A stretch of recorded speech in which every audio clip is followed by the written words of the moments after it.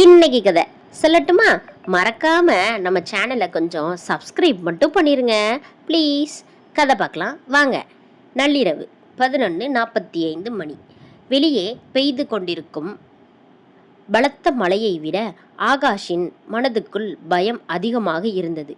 கடந்த 2 மணி நேரமாக முகமூடி அணிந்த ஏதோ ஒரு விசித்திரமான கொலையாளி அவனை கொலை செய்ய துரத்தி கொண்டே இருக்கிறான். சிட்டியின் எல்லையில் தப்பிக்க வழியே இல்லாமல் தவித்த ஆகாஷ் அங்கிருந்த ஒரு பழைய பாழடைந்த ஹோட்டல் ராயல் கட்டிடத்திற்குள் நுழைகிறான். ஹோட்டலின் வரவேற்பறையில் வெளிச்சம் கொஞ்சம் குறைவாக இருந்தது. லைட்டுகள் விட்டு விட்டு எரிய அங்கே ஒரு வயதான முதியவர் அமைதியாக அமர்ந்திருந்தார். ஆகாஷ் மூச்சிறைக்க ஓடி வந்து, சார், எனக்கு உடனே ஒரு ரூம் வேணும். வெளியே யாரோ என்னை கொல்ல வராங்க. ப்ளீஸ் கதவை லாக் பண்ணுங்க என்று பதற்றமாக கத்தினான். அந்த முதியவர் அவனது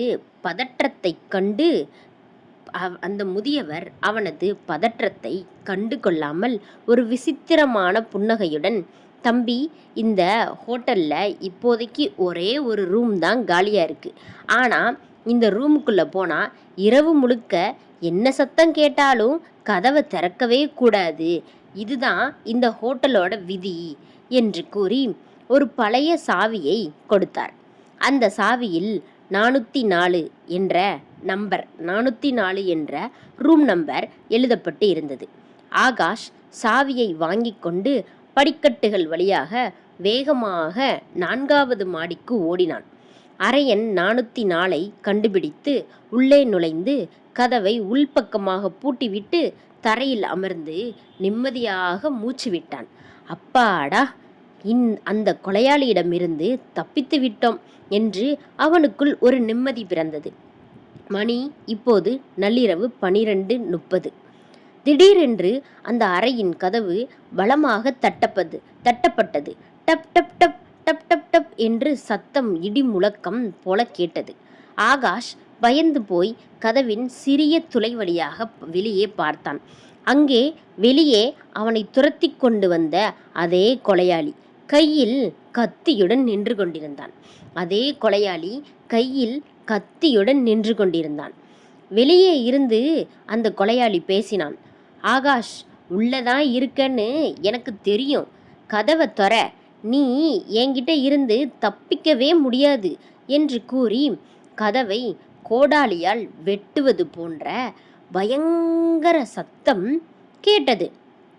ஆகாஷ் பயத்தின் உச்சத்துக்கே சென்று அறையில் இருந்த கட்டிலுக்கு அடியில் போய் ஒளிந்து கொண்டான். கதவு உடையும் சத்தமும் யாரோ உள்ளே வரும் காலடி சத்தமும் கேட்டது.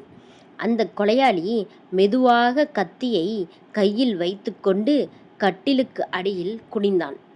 ஆகாஷ் மரண பயத்தில் அலறினான்.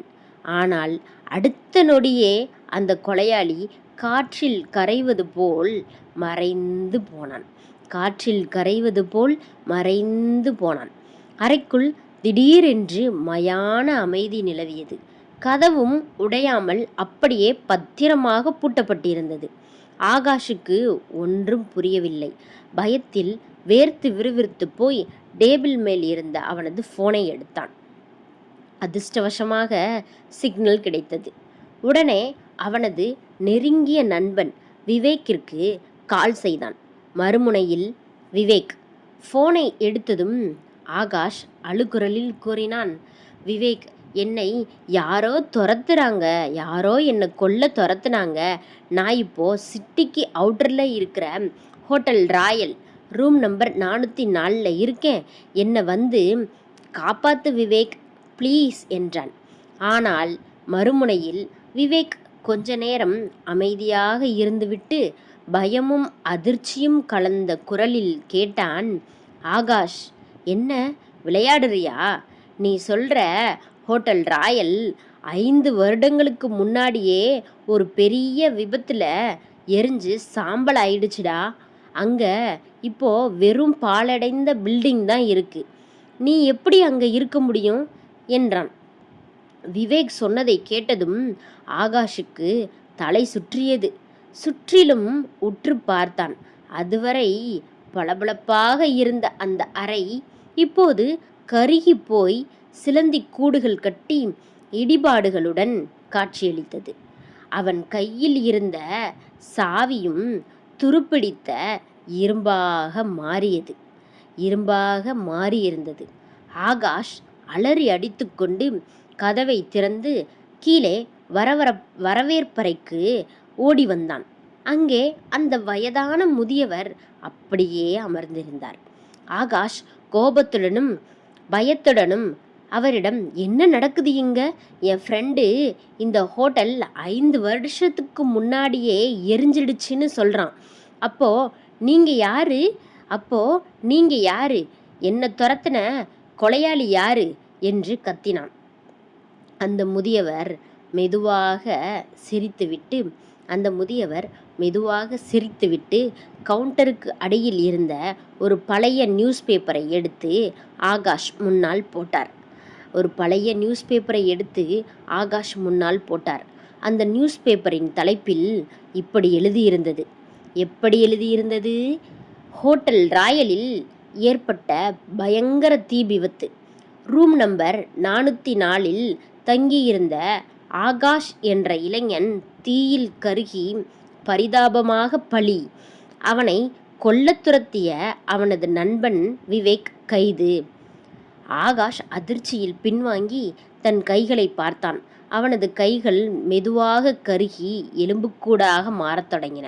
முதியவர் கூறினார், தம்பி, 5 வருடங்களுக்கு முன்னாடி உன்னை உன் ஃப்ரெண்டு விவேக் கொல்லத் துரத்தும் போது நீ இந்த ரூமுக்குள்ளே தான் வந்து ஒளிஞ்சிக்கிட்ட. அவன் வெளியே நின்று ஹோட்டலையே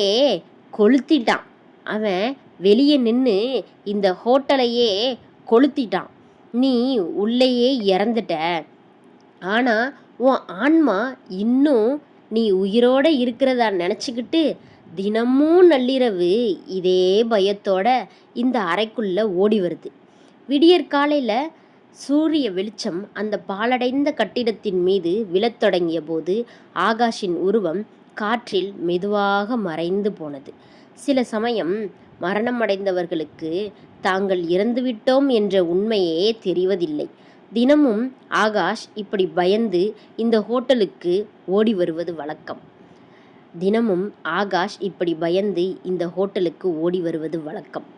கதை சொல்லட்டுமா சேனலை மறக்காமல் சப்ஸ்கிரைப் பண்ணுங்கள்.